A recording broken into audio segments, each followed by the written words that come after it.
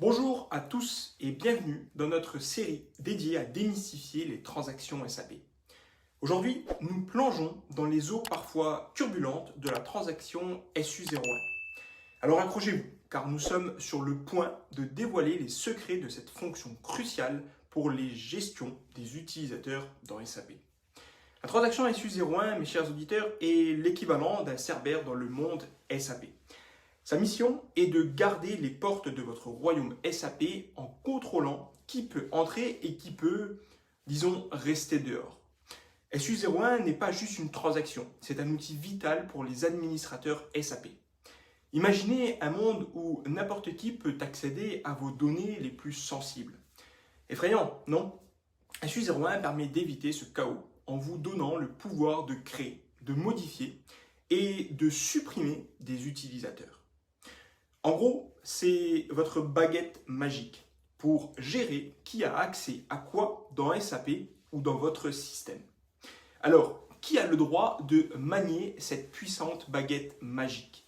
Non, ce n'est pas Harry Potter, mais plutôt les administrateurs système et ainsi les responsables de la sécurité informatique.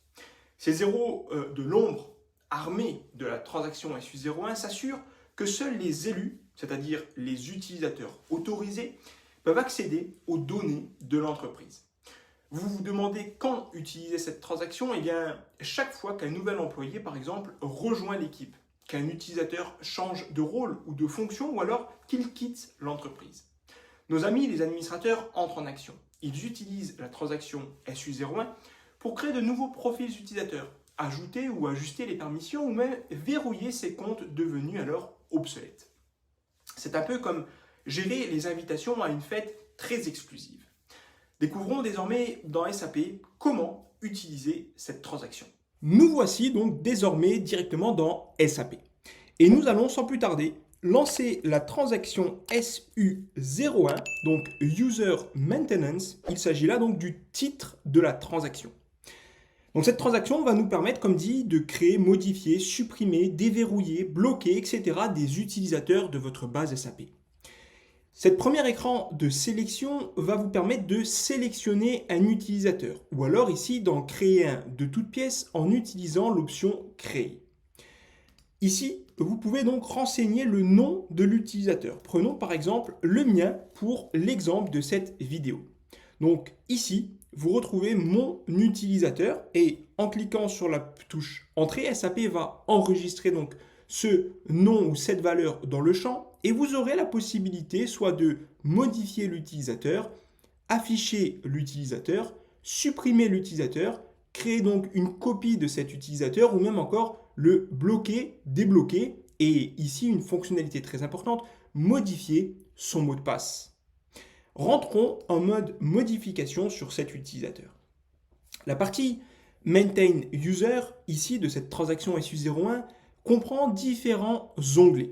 Tout d'abord, l'onglet Adresse ici, qui est l'onglet Général, où nous allons retrouver les différentes informations administratives de l'utilisateur, notamment ici toutes les données concernant son nom, son prénom, le nom d'utilisateur qui sera utilisé, le langage ici de préférence de l'utilisateur, des données de communication, notamment son numéro de téléphone, son adresse mail, mais également des données professionnelles comme par exemple la fonction que cet utilisateur a, ou encore le département dans lequel il est, le bâtiment ou le département, l'étage, la différente pièces, etc., etc.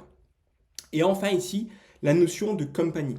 Si vous avez donc plusieurs compagnies dans votre entité, vous pourrez lui assigner une entreprise spécifique. Donc ça, c'est toutes les notions d'adresse ou des données administratives qui vous permettront donc de bien scinder ou en tout cas de donner des informations administratives pour votre utilisateur. Ensuite, ici, vous avez les notions de logon. Donc ici, c'est toutes les informations qui vont permettre donc de gérer la connexion de cet utilisateur. Notamment ici, cette notion de mot de passe.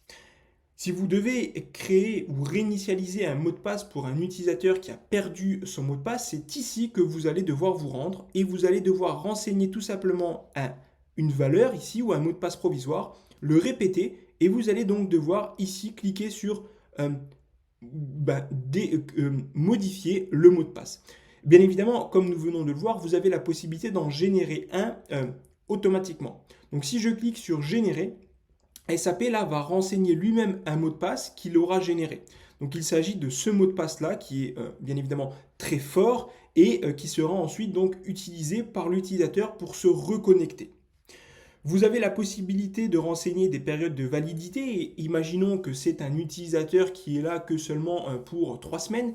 Eh bien, vous allez pouvoir lui donner une date de fin. Cet utilisateur sera valide jusqu'à telle date. Ensuite, des informations SNC. Il s'agit là de la fonctionnalité de Single Sign-On. La fonctionnalité de Single Sign-On permet aux utilisateurs de se connecter directement sans devoir rentrer leur mot de passe à chaque fois. Si cette fonctionnalité est active, elle ira récupérer le mot de passe par exemple de la session Windows de l'utilisateur et viendra donc connecter directement l'utilisateur lorsqu'il lance le système, par exemple le système de production. Il s'agit donc d'une fonctionnalité plutôt intéressante si vous utilisez SAP de façon régulière afin d'éviter de rentrer votre mot de passe à chaque fois que vous voulez vous connecter dans le système. On retrouve ensuite des données super importantes au niveau de l'onglet défauts. Donc c'est toutes les données par défaut qui viendront donc être utilisées pour l'utilisateur en question. Notamment ici le langage de connexion par défaut. À chaque fois que vous allez lancer une fenêtre de connexion, SAP va vous demander quelle langue vous voulez utiliser pour le système SAP. En l'occurrence ici, par défaut, la langue anglais sera sélectionnée. Vous pouvez également choisir un mode par défaut de décimale, comment le système va gérer les points et les virgules sur les chiffres. Cette notion de date également, donc mois, jour, année, ou encore sélectionner d'autres dates en fonction de vos habitudes. Et également ici donc le format.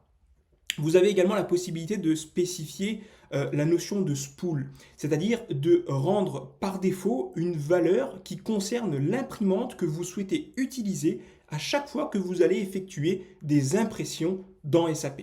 En l'occurrence ici, à chaque fois que je vais lancer une impression, par défaut, SAP viendra récupérer l'imprimante LP01. Et vous avez enfin ici des notions de zone, de time zone, où vous pouvez lui spécifier sur quel fuseau horaire vous êtes situé. Ensuite, on retrouve l'onglet paramètres. L'onglet paramètres est également très important. Ici, pour chaque champ, ou en tout cas pour la majorité des champs dans SAP, vous allez pouvoir lui renseigner des paramètres ID. En effet, chaque champ possède un paramètre ID que vous pouvez venir ajouter dans cette liste et lui renseigner une valeur par défaut. C'est-à-dire qu'à chaque fois que je vais rencontrer ce champ SCL dont le paramètre ID est SCL, SAP viendra automatiquement renseigner la valeur GParameter value.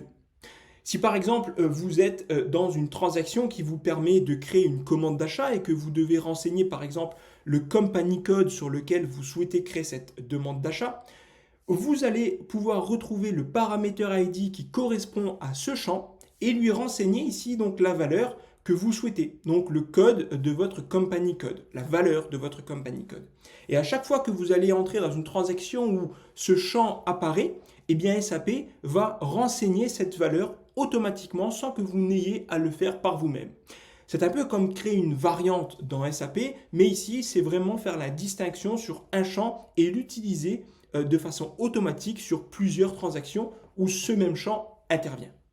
Donc c'est très important cette transaction et ce n'est surtout pas à négliger pour des utilisateurs qui utilisent de façon fréquente SAP afin de leur permettre d'être encore plus efficaces et plus rapides dans leur utilisation quotidienne. Et enfin, ici, une partie également très importante au niveau de la gestion des autorisations, comme évoqué précédemment, la partie rôle. En SAP, en fait, comment un utilisateur peut accéder à une transaction ou à une company code ou à une usine en particulier, à une unité d'achat, etc. C'est en fonction des rôles. Un rôle SAP est composé de plusieurs transactions qui sont eux-mêmes composés de plusieurs données, les objets d'autorisation, qui leur permet en fait d'utiliser une transaction sur un company code spécifique ou sur une usine spécifique ou sur une unité d'achat spécifique un groupe d'achat spécifique, etc., etc.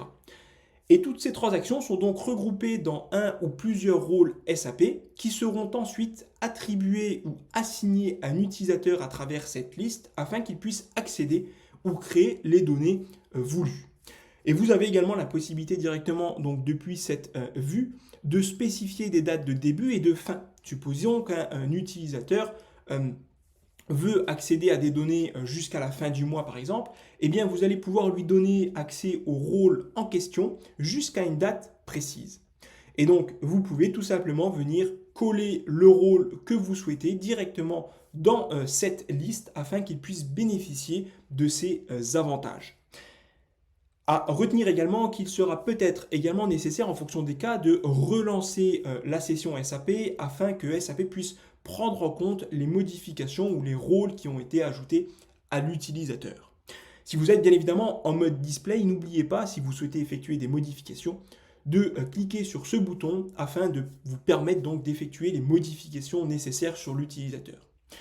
Une fois effectué, il vous suffira donc tout simplement de cliquer sur la disquette en haut pour sauvegarder toutes les modifications qui auront été effectuées.